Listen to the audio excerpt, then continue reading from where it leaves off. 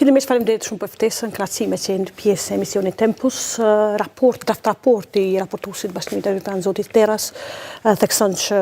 si më thonë, thekson qartë konfirmimin në mbështetjen e Republikës Kosovës në integrimet evropiane. Shpreh keqardhje për vitin e humbur të bllokadës vitin kaluar, që po besoj që ju dhe secili qytetari i Republikës Kosovës e din sakt çka ka ndodhur vitin e kaluar në kuadër të tentativave të shumta për të konstituar Kuvendin e Republikës Kosovës, po edhe pasi konstituam Kuvendin e Republikës Kosovës, zgjedhëm kryetarin e kuvendit. Blokada e radhës vazhdoi me zgjedhjen e qeverisë dhe blokimin për zgjedhjen e qeverisë, që ishte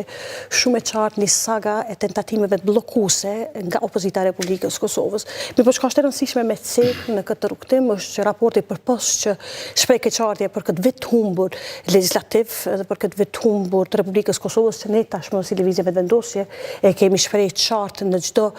paraqitje tonë, po dhe çdo informacion për qytetarin e Republikës Kosovës. Raporti në vete ngërthen disa çështje që kanë të bëjnë me Republikën e Kosovës dhe me të ardhmen e Kosovës në Bashkimin Evropian. Mendoj që çka është e rëndësishme të teksohet sot këtu është që ardhmja e Republikës Kosovës në Bashkimin Evropian është pjesë e strukturës lëvizje tonë karshi Bashkimit Evropian. E dyta është raporti ngre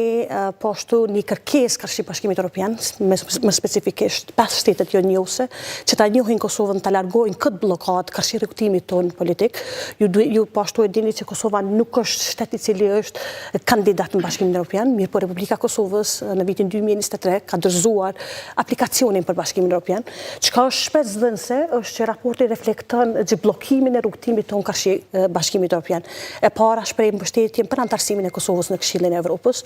shpreh mbështetje për rrugtimin e Republikës Kosovës si kandidat në Bashkimin Evropian, shpreh mbështetje për rrugtimin e Kosovës në partneritetin për paqe të NATO-s me rezultatin final anëtarësimin e Kosovës ndaj NATO-s. Po ashtu është e rëndësishme që në kuadër të raportit theksohet se e ardhmja përpos që është në Bashkimin Evropian, në kontekstin e zhvillimeve të reja gjeopolitike, e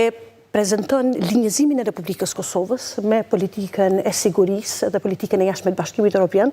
po edhe një numër të sanksioneve dhe pakove që Republika Kosovës është linjëzuar me Bashkimin Evropian karshi agresionit rus ndaj Ukrainës, po edhe sanksionet që janë marrë jo vetëm karshi Federatës Ruse, po edhe Bielorusisë. Po ashtu për mua është shumë e rëndësishme që ky raport edhe thekson pjesën e masave të Bashkimit Evropian, cilat ne ndër vite i kemi theksuar si masa cilat kanë qenë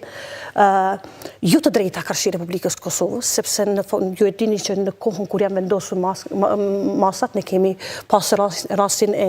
agresionit në Banjsk dhe po ashtu e dini sot ku qëndron Borrelli dhe Lajçaku, 2 emisarë të lartë, të cilët janë marrë me dialogun Kosovë-Serbi. Çka është më e rëndësishme janë këtë rrugtim, normalisht është që Kosova e ka një rrugë të drejtë karshi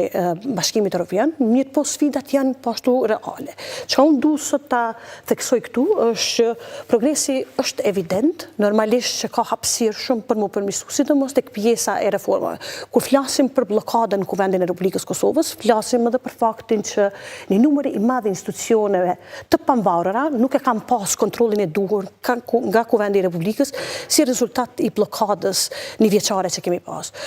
Kjo blokadë siç duket për opozitën e Republikës Kosovës, partitë opozitare në pushtet, sepse nuk është vullnet i majorancës. Fakt majoranca ka tregu vazhdimisht konstruktivitet, po mbi gjitha ka tregu, si me thonë, vullnet për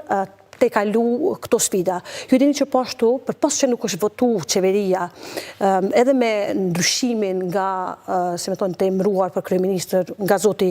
Albin Kurti tek zoti Konjusa, pra opozita në fund të atij vitit, në fund të vitit kaluar realisht, dëshiroi që ta çojë vendin zgjedhje. Dhe dërgimi i vendit zgjedhje realisht ka dhënë një rezultat i cili është më së qartë për legitimitetin e qeverisë Kurtit re, e cila tani më në raport teksohet se ky draft raporti i Parlamentit Evropian tekson dhe mirëpret konstituimin e Kuvendit të Republikës Kosovës, mirëpret po ashtu marrëveshjet e votuara në Kuvendin e Republikës Kosovës, që janë në kuadër të planit të rritjes, se që ne kemi theksuar vazhdimisht sepse ato janë pjesë shumë të rëndësishme të detyrave tona të shtëpisë, sa i përket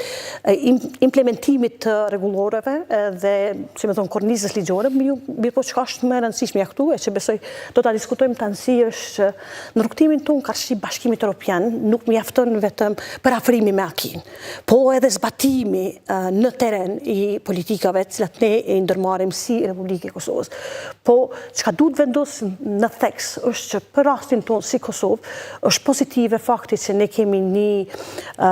rrugtim të karshi Bashkimit Evropian, jo vetëm si konsensus shoqëror politik, po që ka një numër të madh të qytetarëve të cilët e shohin Bashkimin Evropian dhe rrugtimin tonë drejt Bashkimit Evropian me sy pozitiv, për dallim prej disa prej shteteve të rajonit. Faleminderit shumë. Zonja Aliti, ishte veti humbur apo jo për Kosovën?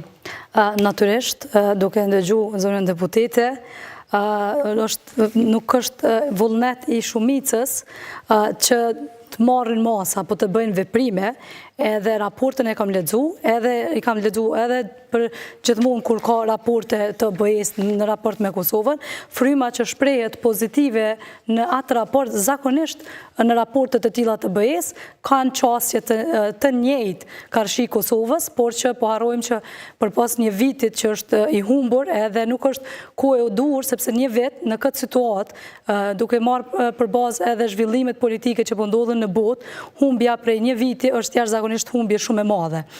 Pikërisht për gjatë këtij mandati qeverisës i kemi pasur edhe masat e BE-s. Ato kanë ndikuar jashtëzakonisht shumë. Tek qasja e Borellit dhe Lajçakut si dy të dërguarit të BE-s, natyrisht që ne edhe si media dhe si shoqëri kemi pas hera-herës edhe kritika në raport me qasjen, po pikërisht ka qenë Albin Kurti si kryeminist që në ditët e para të mandatit ka shpreh afërsi shumë të madhe me ta dhe ka pas raportet e mira. Madje shpeshherë edhe në fjalimin e kuvend i ka vlerësuar si njerëz të duhur dhe njerëz të cilët duhet patjetër që ne të bashkëpunojmë me ta. Madje i ka kritikuar edhe ish liderët politik për qasjen që kanë pasur me BE-n, por masat janë ende aktive. Nuk e di cila është arsyeja e institucioneve ose a kanë tentuar me marrë një përgjigje sepse nuk janë largu ende masat. Për këto vetë qeverisës ne kemi pas një sulm terrorist në veri të vendit, edhe nuk ka asnjë masë në raport me Serbinë. Ajo që është është ndëshku Kosova. Nuk mjafton me pas vullnet mazhoranca, shumica. Ata duhet marrin veprime konkrete. Vullnet duhet me pas mediat, shoqëria civile, hera-herës edhe opozita, sepse edhe ata janë bashkëfajtor në disa momente për disa veprime, por jo gjithmonë, por shumica duhet të marrë vendime edhe përgjësi. Sepse të flitet për një vit të humbur, edhe duke qenë që kanë qenë shumicë, natyrisht që nuk bart përgjësi opozita, as kuvendi që ka unë, po bart partia cila ka dalë fituse. Edhe raporti e spjegon qartë që janë duke u përsëritur në vazhdimsi edhe kërkesat e BE-s në raport me Kosovën, kryesisht tek lufta për korrupsionin, sistemi i drejtësisë,